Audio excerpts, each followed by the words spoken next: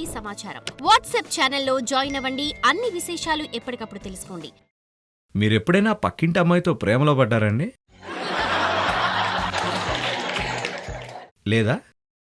సర్లేండి. మీకు 16 ఏళ్ళు అనుకుందాం. పక్కింట్లో ఒక అందమైన అమ్మాయి ఉంది అనుకుందాం. ఆ అమ్మాయి మీద మీరు పనిగట్టుకుని ఫోకస్ చేయాలా?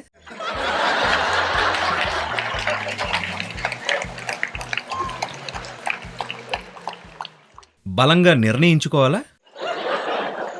లేదు, మీకు ఆసక్తి ఉంది. దానివల్ల మీరు శ్రద్ధ చూపుతారు, ఫోకస్ చేస్తారు, అన్నీ చేస్తారు, వెర్రి పనులన్నీ చేస్తారు. కాబట్టి మీకు కావాల్సింది ఆసక్తి.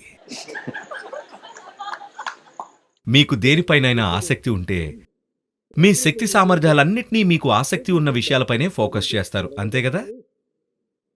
కానీ చాలామందికి హార్మోన్లు వారిలో ఆ ఆసక్తిని తెస్తే తప్ప జీవితంలో దేనిపైనైనా ఆసక్తి అలవర్చుకోవడం ఎలానో తెలీదు. ఇది ఎలా అంటే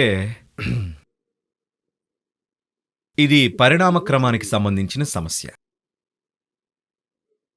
చూడండి,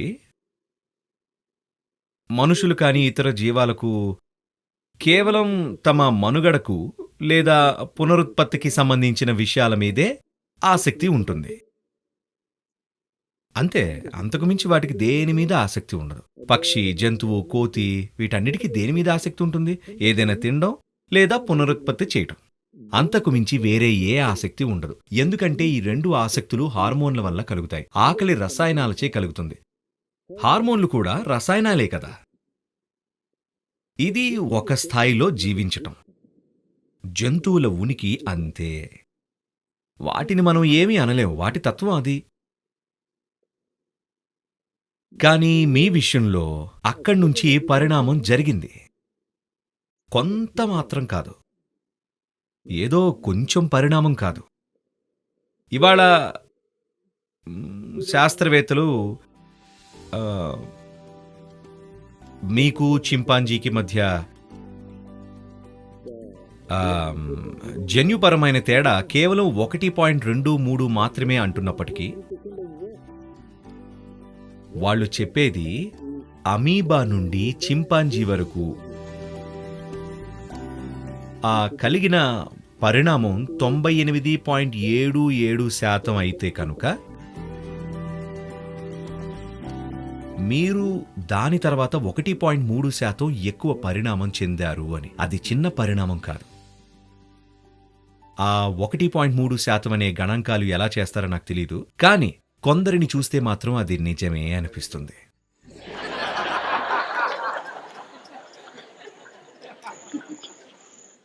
కానీ మరికొందరిని చూస్తే మీరు అస్సలు నమ్మలేరు. మనుషులు పూర్వం కోతులని మీరు అస్సలు నమ్మలేరు, అవునా? దానిపై చాలా చర్చ జరుగుతుంది, అది నిజమై ఉండదు అని. రెండూ ఒకలాగే కనిపిస్తాయి, తేడా కొంచెమే, చిన్న తేడా, కానీ రెండిటి మధ్య ఎంతో వ్యత్యాసం ఉంది.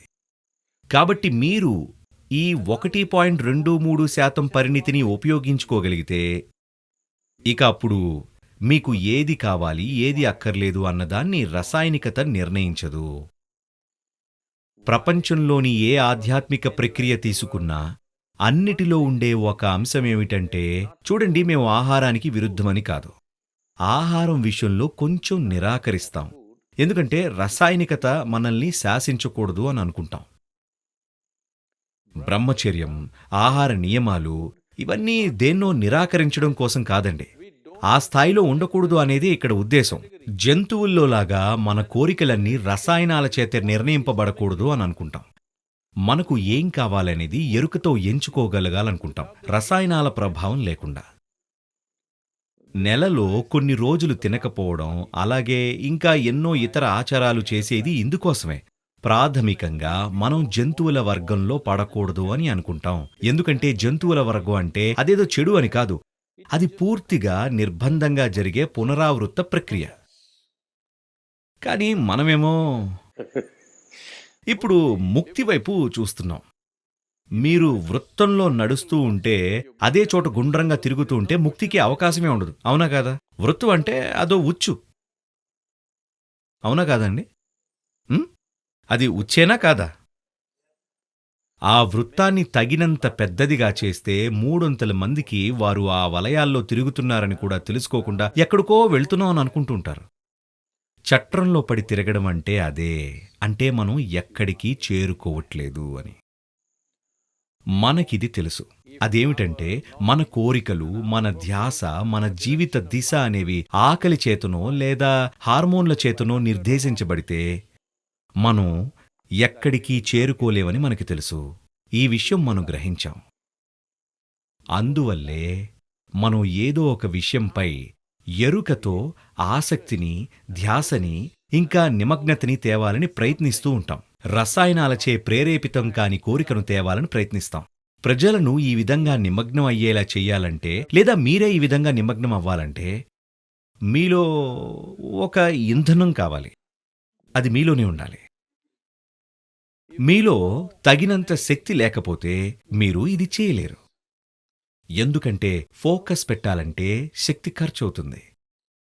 మీరు దేనిమీదైనా ఫోకస్ చేయాలనుకుంటే మీకు కావాల్సింది కాన్సంట్రేషన్ శిక్షణ పొందిన మైండ్ కాదు. మీకు కావాల్సింది శక్తి. వయసుతో శక్తి కొద్దిగా సన్నగిల్లుతుంది. If your identity just remains physical, మీకు 16 ఏళ్ల వయసులో ఉన్న శక్తి 30 ఏళ్లున్నప్పుడు ఉండకపోవచ్చు. మీరు మీ మేధస్సుపై, తెలివితేటలపై, ఎరుకపై పెట్టుబడి పెట్టాలి. అప్పుడే మీరు శక్తివంతంగా ఉండగలరు. పెట్టుబడంతా శరీరంపై పెడితే వయసు పెరిగే కొద్దీ తెలియకుండానే ఇలా అయిపోతారు. లేదు, నేను ఎందుకు ఇలా చేస్తున్నానంటే ఇది కూడా పోతుంది. ఇలా ఉంటారు. ఇదంతా మీకు జరుగుతుంది. మీరు వేరే ఇతర అంశాలపై పెట్టుబడి పెట్టకుండా కేవలం శరీరంపై పెట్టుబడి పెడితే భౌతిక శక్తి తగ్గే కొద్దీ మీ రూపురేఖలు మారిపోయి ఇలా అయిపోతారు. మీరు భౌతికతపై ఆధారపడని ఇతరి అంశాలపై పెట్టుబడి పెట్టాలి. అప్పుడు మీ వయసు ఏదైనా మీరు ఎప్పుడూ ఎంతో ఉత్సాహంతో ఉండడం మీరే గమనిస్తారు. ఎందుకంటే ఈ శక్తి శరీరంపై ఆధారపడేది కాదు. కొన్ని ఇతర విషయాలపై పెట్టుబడి పెడితే వయసు ఎంత పెరిగినా మీరు శక్తివంతంగానే ఉంటారు. కాబట్టి మీరు యోగాపై కాస్త ఆసక్తి పెంపొందించుకోవాలి. ఇక అప్పుడు మీరు ప్రత్యేకించి ఫోకస్ చేయాల్సిన పని ఉండదు. మీరు ఫోకస్డ్గా ఉంటారంతే.